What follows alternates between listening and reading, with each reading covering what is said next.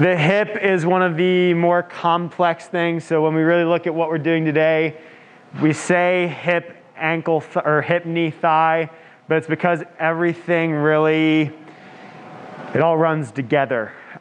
So when we look at, we're going to start with just basic movements here. So the hip does basically 4 different things. So we have flexion, which is basically this, right? We're closing off the angle.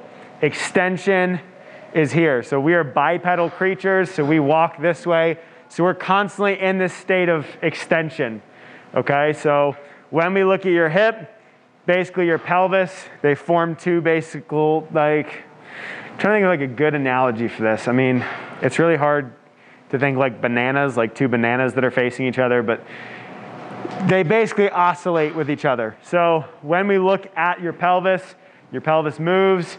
So if I can have one hip, so this would be kind of more hip flexion, my other hip is an extension. Then we start to look at those main 2. Then we start to look at internal rotation, external rotation, all right? And all of these movements, just like we talked about with the shoulder, because the shoulder had like abduction. I guess really we have very similar ones to the shoulder, because then we have abduction and then adduction, right? So AB, AD, basically taking it away from your midline, bring it back, all right? Look at your knee. The knee is a hinge joint, so it only has 2. Flexion, extension, all right? So notice that's basically the opposite side of your hip, right? So if this is flexion, well, my hip is extended here. So here, and then bending a knee would be flexion and flexion, standing straight up, extension, extension, okay? When we look at a lot of the muscles that come from the hip and go to the knee that make up your thigh, they cross 2 joints. So when we look at, especially we're going to look at hamstrings a lot today, we're going to look at your quads a lot today, we're going to look at glutes a lot today. So because they all function at some point together. So when we look at your hip, we're going to start with the back side. So your glutes, everybody knows butt, right? Like everybody knows glutes is the butt. So when we look at the glutes, you have 2 major, and I say major even though really you have your glute max, which is the big one.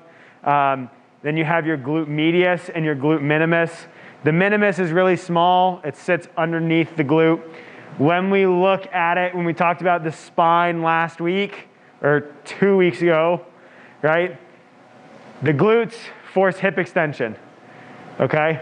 So basically it comes from the middle of your tailbone and wraps out to the outside of your femur. So if I squeeze my glute, I get hip extension. I also get a little bit of external rotation here because it's pulling on my femur and pulling that femur out and back.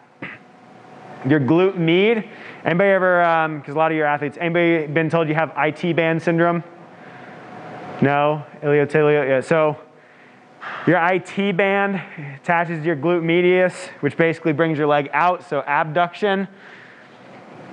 Then you have your piriformis, which basically rotates. If I do this, get piriformis. It's a tiny little muscle on the inside.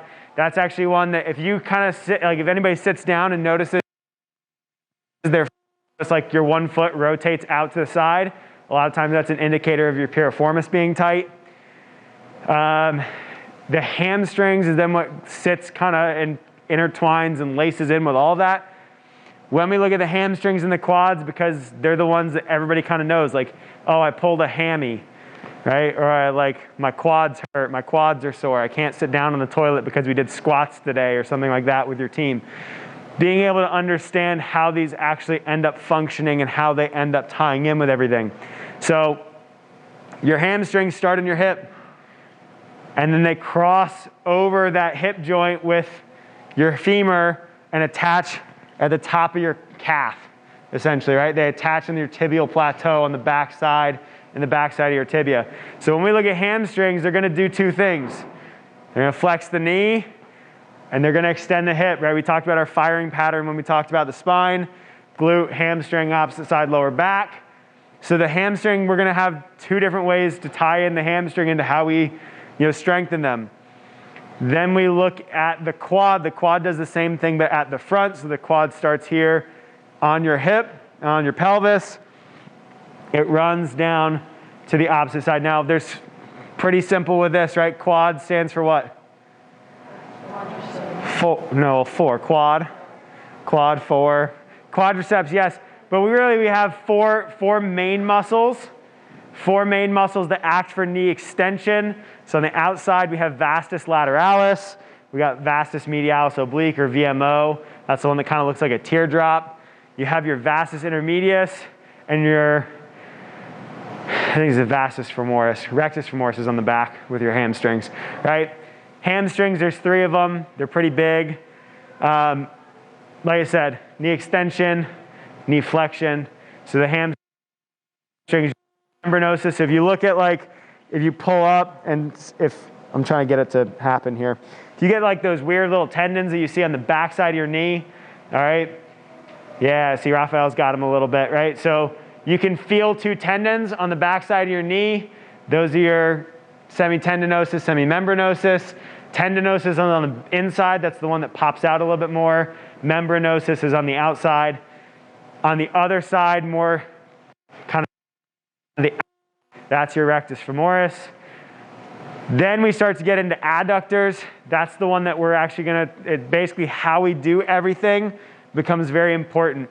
Because when we get into movements, like if I were to do a squat right here and be able to sit in this position, I've got to be able to control then my adductors, my abductors, my hamstrings, my glutes. Everything works together in a very synergistic way to be able to create that movement. So when we look at your adductors, you've got basically this series of them. Now, you've got these 3 that run along the outside of your quad. So one of them kind of wraps around. It's called your sartorius. There's another one on the inside called your gracilis. And then there's another one called your tertius. So say grace before T. Sartorius, gracilis, tertius. Say grace before T. So if anybody gets inside knee pain, anybody running, they ever get knee pain right here? Great. It's a sign of weak adduction, and sometimes even a little bit of weak quads. Then you have your adductor magnus, all right? And this is, people think it's a crude joke, but we kind of talk about it's thigh gaps, just tell me that you're weak. Because your adductors, if you have strong adductors, your adductor magnus attaches from the inside of your pelvis and then runs out to the inside of your femur, and it creates that movement here, and then it also helps extend, okay? So when we talk about some of the movements we do today, we're going to talk about how your pelvis is going to shift to create more hip extension, and then how it's going to help strengthen those adductors, all right? So those covers our big basis. Any questions on those? Just kind of that overview. Nothing. Okay. So we're going to start with more of a stability thing because I want you to be able to associate basically what these all do. Oh, hip flexors. I forgot hip flexors. Okay. Your hip flexors, we talked about the back. Your hip flexors tie in. And that was the part of the video that I really got frustrated, got cut off on the overview. The hip flexors tie in to the inside of your lumbar spine. So when we looked at that S curve, if this is the inside of your lower back, right? So this is your belly button over here. Your hip flexors attach to L1 to L5, and they run through your pelvis and attach to the top of your thigh. So this hip flexion right here is controlled by your hip flexor, all right? And it kind of makes a little V shape because you have your hip flexor, your psoas, and you have your iliacus that comes in from the inside of your pelvis, and they attach to then raise right here, okay? So there's your hip flexor. When we look at being able to control those motions, so we're going to start with one here, just to warm up your hips before we do this, but then just to associate how you're doing all these different exercises we do today. All you're going to do for these first 2, all right? First one, you're just going to stand. You're going to try to stay facing one direction. So your chest stays one way, your hips stay one way, but you're going to take that femur, you're all the way out, you're going to turn your ankle behind you, and you're just going to bring it all the way back down and straighten your knee. All right? It's what we call a controlled articular rotation or a hip car. All right? It sounds kind of funny. but so you're just coming up, out, turn the ankle back, bring it in, staying forward. That's number 1. That'll be the first one you do because you'll end up doing 5 reps on each leg just so you can kind of feel that rotation. The next one you're going to kind of look at is what we call a hip airplane. And this is my favorite because it's also just one of those that really will expose how stable you are and how much control you have over your hip. What you're going to end up doing is, and we'll try this on my left leg today. I'm going to potentially embarrass myself here because it's not my good one. What you're going to do is you're going to get on one foot. You're going to bend a little bit of the knee. You're going to try to get in this T position. And you're going to try to open your hip all the way up and then close it all the way back down. So imagine your hips like an airplane. All right, these are the wings of the airplane. So they're going to open, whoop, and then you're going to close all the way down. If you have a hard time with that balance, obviously you can just grab something. But you're trying to get in this nice long position where back is nice and flat, and you're going to open all the way up and all the way back down. The really funny thing I like to tell people when we try to do this, it's almost like you're going to be like a dog and you're going to pee out to the side, and then you're going to be like a really embarrassed dog and you're going to pee down your leg or something like that. I don't know. All right, but those are going to be your first 2. Here's what I want you to do. Find a